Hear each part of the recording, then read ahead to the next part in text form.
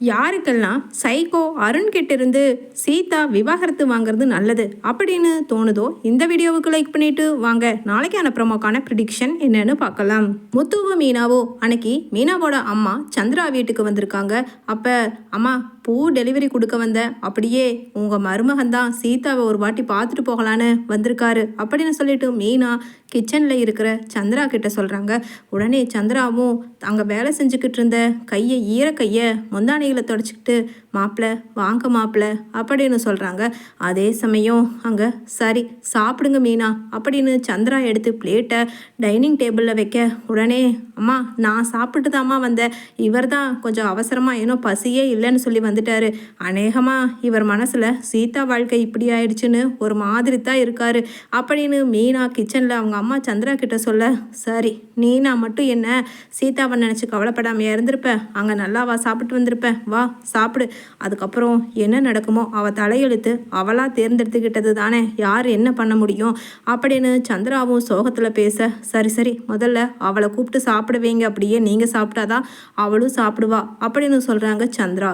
உடனே ஆமாம் மெயினாக அதுக்கு தான் வந்தோம், மேடமு ஏதாவது நினச்சி சாப்பிடாம உடம்ப கெடுத்துக்குவான்னு, எங்கே இருக்கா அவ, அந்த ரூமில் தான் இருந்தா பாரு அப்படின்னு சந்திராவும் எல்லாம் ஒவ்வொரு ஐட்டமாக எடுத்துகிட்டு வந்து டைனிங் டேபிளில் வைக்க, முத்துவும் மீனா போய் ரூம்குள்ளே இருந்து சீதாவை கூட்டிகிட்டு வா அப்படின்னு சொல்கிறாரு. சீதா உன் மாமா வந்திருக்காருடி வா வெளியில் அப்படின்னு சொல்கிறாங்க சீதா கிட்ட மீனா. உடனே சீதாவும் இதோ வந்துட்டக்கா அப்படின்னு எழுந்திரிச்சு வெளியில் வர, முதல்ல சீதா அத்தை கொண்டு வாங்க அத்தை 2 சப்பாத்தி எடுத்து வைங்க சீதா டேபிளில் சீதா பிளேட்டில் அப்படின்னு முத்து சொல்ல, உடனே இதோ எடுத்துகிட்டு வர மாப்பிள்ள அப்படின்னு எடுத்துகிட்டு வந்து வைக்கிறாங்க. அப்படியே எனக்கும் போட்டு வாங்க அத்தை அப்படின்னு அப்படியே சீதாவோட மனசை மாற்றணுன்னு, ஆமாம் சீதா ஏன் இன்னைக்கு கிளினிக் போகலையா அப்படின்னு கேட்குறாரு. இல்லைம்மாமா இன்னைக்கு ஒரே ஒரு நாள் மட்டும் லீவ் போட்டிருக்கேன் அப்படின்னு சொல்கிறாங்க. கரெக்டாக ரூம்குள்ளே இருந்து வெளியில் வர்றாங்க ரேகாவும் சத்யாவும். அப்போ அங்கே குளிச்சு கிளம்பி வந்த ரேகா முத்து மீனா வந்ததை கூட கண்டுக்காம அமைதியாக வந்து டேபிளில் உட்காடுறாங்க. அதே சமயம் அங்கே பிளேட்டையும் எடுத்து வச்சுட்டு, ஆண்டி என்ன ஆண்டி ரெடியா அப்படின்னு கேட்குறாங்க.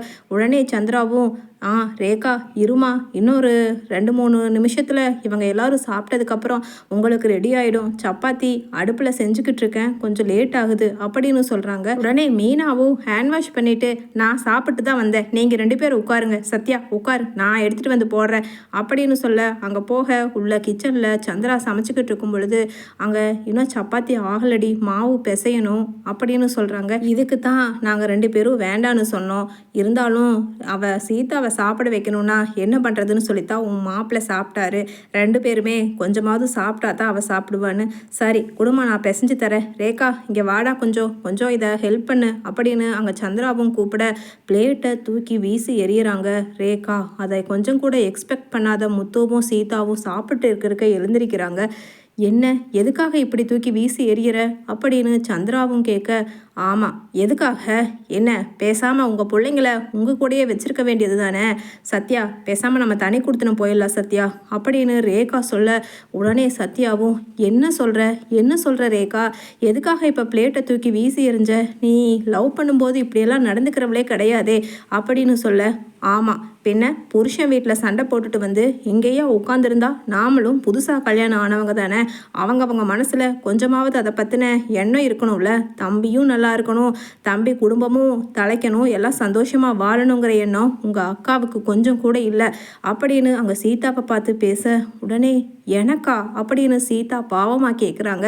ஆமாம் உங்களுக்கு தான், அப்படி இருந்திருந்தா எந்த குடும்பத்தில் தான் சண்டை சச்சரவு இல்லை, ஏன் இதோ இங்கே இருக்காரே உங்கள் பெரிய மாமா, வார்த்தைக்கு ஒருக்கா பெரிய மாப்பிள்ளை என்ன புகழ்றீங்கள, இவர் ட்ரிங்க்ஸ் பண்ணாமல் இருக்காரா, ஃபுல்லாக எப்போ பார்த்தாலும் ட்ரிங்க்ஸ் பண்ணிக்கிட்டு தானே இருக்காரு, அப்படி இருந்தவர் கூட ஏன் உங்கள் அக்கா மீனா வாழலையா அப்படின்னு சந்ததி சாக்கில் முத்துவையும் கழுவி ஊற்றி மீனாவையும் அவமானப்படுத்துகிறாங்க ரேகா.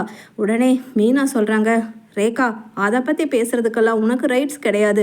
சத்யா உன் வாழ்க்கையில் ஏதாவது பிரச்சனை பண்ணானா அதை சொல்லு, நாங்கள் கேட்குறோம். எங்கள் லைஃப் பர்சனல், அதை நீ ஏன் பேசணும் அப்படின்னு சொல்லிட்டு மீனா கேட்க உடனே முத்துவும், என்னம்மா உங்கள் அம்மா தான் அப்படி நீ நல்ல பொண்ணுன்னு நினச்சோம், ஆனால் நீ இப்படி பிஹேவ் பண்ணுவேன்னு நாங்கள் நினைக்கவே இல்லை ஏன் மீனா அப்படின்னு கேட்குறாரு. ஆமாங்க அப்படின்னு சொல்ல சத்யாவும், இதை பாரு ரேகா, இப்படியெல்லாம் நீ பண்ணுனேன்னா நிச்சயமா நான் உன்னை அனுமதிக்கவே மாட்டேன். எங்கள் வீட்டில் எங்கள் அக்கா மாமா ரொம்ப ரொம்ப பெருசு, அவங்களோட இடத்த யாருனாலையும் ஃபில் பண்ண முடியாது. அதே மாதிரி எங்கள் வீட்டில் எல்லாருமே பாசத்தாலையும் அன்பாலையும் கட்டுப்பட்டவங்க. அப்படி இருக்கும்போது எங்கள் அக்கா சீதாவுக்கு அவள் வீட்டுக்காரர்னால ஒரு பிரச்சனைன்னு வரும்போது அவள் நம்ம வீட்டுக்கு எங்கள் வீட்டுக்கு வர்றத நீ எப்படி வேண்டான்னு சொல்லலாம் அப்படின்னு சொல்ல உடனே ரேகா சொல்கிறாங்க, அப்படியா, சரி, நானும் ஒன்று சொல்கிறேன் கேட்டுக்க சத்யா. நான் வெளியில் போய் ஹாஸ்டல்லனாலும் தங்கிக்கிறேன். ஏன்னா நீ உன்னை நம்பி நான் வந்ததுக்கு நல்லா பாடம் புகட்டிட்ட. எனக்கு இல்லாத வசதியே இல்லை. எத்தனை பக்கம் வீடு காசு பணம் காரு பங்களான்னு இருந்தாலும் உன் மேலே இருக்கிற அன்புனாலையும் பாசத்தினாலையும் காதல்னாலையும் உன் கூட வந்ததுக்கு இப்போ நீ நல்ல பாடம் புகட்டிட்ட. பிச்சைக்கார குடும்பங்கிறது சரியாக தானே இருக்குது. எங்கள் அம்மா 1008 வாட்டி படித்து சொன்னாங்க இது நமக்கு செட் ஆகாத குடும்பம்னு. ஆனால் நான் தான் உன் மேலே இருந்த காதல் மோகத்தில் உன் கூட வந்து கல்யாணம் பண்ணிட்டு இப்போ உங்கள் அக்காவங்கனால நான் ரொம்ப சின்னப்படுறேன் அப்படின்னு சொல்லிட்டு அங்கே ரேகாவும் சொல்ல, எப்போ உங்கள் அக்கா சீதா இந்த வீட்டை விட்டு போகிறாங்களோ அப்போ நான் வர்றேன். பின்ன இங்கே வந்து உட்காந்துக்கிறது காலையில் மத்தியானம் சாயங்காலம்னு 7 வாட்டி இதையே சாக்கா வச்சுட்டு உங்கள் பெரிய அக்கா மீனாவோ அவங்க வீட்டுக்காரரும் இங்கே வர்றது எனக்கு சுத்தமாக பிடிக்கலை அப்படின்னு சொல்ல உடனே சந்திரா சொல்கிறாங்க, ரேகா, கொஞ்சம் கூட நன்றி விசுவாசமே இல்லாமல் பேசாத. உனக்கு கல்யாணம் பண்ணி வச்சவங்களே அவங்க 2 பேர் தான், அதை மறந்துட்டியா அப்படின்னு சொல்ல உடனே, ஆமாம், கல்யாணம் ஒவ்வொரு கல்யாண மேடையிலையும் கல்யாணம் பண்ணி வைக்க பிறகு ஐயரு அதுக்கப்புறம் மந்திரம் ஓதி எல்லாம் பண்ணி வைக்கிறாங்க. அவங்க எல்லாத்தையுமே நன்றி விசுவாசத்தோட அந்நாடும் நம்ம நினச்சிக்கிட்டே இருக்க முடியுமா? தெய்வங்கன்னு பூ போட்டு சாமியாக கும்பிட முடியும் அப்படின்னு அவங்க வேலையை ஆரம்பிக்கிறாங்க ரேகா. அதே சமயம் சத்யா சொல்கிறாங்க, போகிறதுனா போடி போ, எனக்கு ஒன்றும் கவலை இல்லை, எனக்கு எங்கள் அக்கா தான் முக்கியம் அப்படின்னு சொல்ல உடனே அங்கே மீனா சொல்கிறாங்க, சத்யா ரொம்ப ரொம்ப தப்பு. உன்னை நம்பி கல்யாணம் பண்ணி வந்தவளை நம்ம வீட்டில் தான் நம்ம வாழ வைக்கணும். இப்படியெல்லாம் வெளியில் அனுப்புனா நிச்சயமாக அது நல்லா இருக்காது. சீதா இங்கே இருக்கிறது தானே ரேகா உனக்கு பிரச்சனை. சீதாவை நாங்கள் எங்கள் வீட்டுக்கு கூட்டிகிட்டு போகிறோம் அப்படின்னு சொல்லிட்டு அங்கே ரேகாவும் சொல்ல உடனே, அக்கா என்னால் வேண்டாக்கா, உங்களுக்கும் சிரமம். நான் அந்த சைக்கோ அருண்கிட்டையே போய் வாழ்ந்து அடி தின்னாவது வாழ்ந்துக்கிறேன்க்கா. என்னோடய தலையெழுத்து அப்படின்னு இருந்தால் யாரை மாற்ற முடியும் அப்படின்னு சொல்ல உடனே முத்து சொல்கிறாங்க, சீதா, உன் மாமன் முத்து உயிரோடு இருக்கிற வரைக்கும் நிச்சயமாக அந்த சைக்கோ கிட்ட உன்னை அனுப்ப மாட்டேன். அவனாக வந்து மன்னிப்பு கேட்கணும். மன்னிப்பு கேட்டால் பத்தாது, இன்னொரு வாட்டி இப்படி நடந்துட்டான்னா அதுக்கப்புறம் நிச்சயமாக உன்னை டிவோர்ஸ் தான் பண்ண சொல்லி நான் நிச்சயமாக சொல்லுவேன் அப்படின்னு சொல்லிட்டு அங்கே முத்துவும் சொல்கிறாரு.